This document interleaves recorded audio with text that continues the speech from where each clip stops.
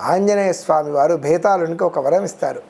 ఏంటి అంటే, ఈ రోజు నుంచి నీవు నా వీపును చూస్తూ ఉంటావు. ఈ రోజు నుంచి నీవు నా వీపును చూస్తూ ఉంటావు. అర్థమైందా? అంటే నీ ముందు నేనున్నా. అర్థమైందా? నీవు నా భక్తుల దగ్గరికి రావాలి అని అంటే నన్ను దాటి నా భక్తుల దగ్గరికి వెళ్ళాలి.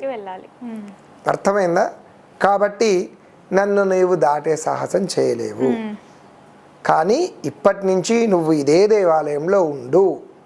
నువ్వు ఏ భూత ప్రేత పిశాచాలు కానీ ఎలాంటి క్షుద్ర ప్రయోగాలు కానీ భక్తుల మీదకు ఉంటే వాటిని తొలగించే బాధ్యత నీదే. నీవు వాళ్ళని ఎప్పుడూ పీడించడానికి వీలు లేదు అని ఆ భేతాలుని అక్కడే ఉండమని స్వామివారు ఆజ్ఞాపించడం జరిగింది.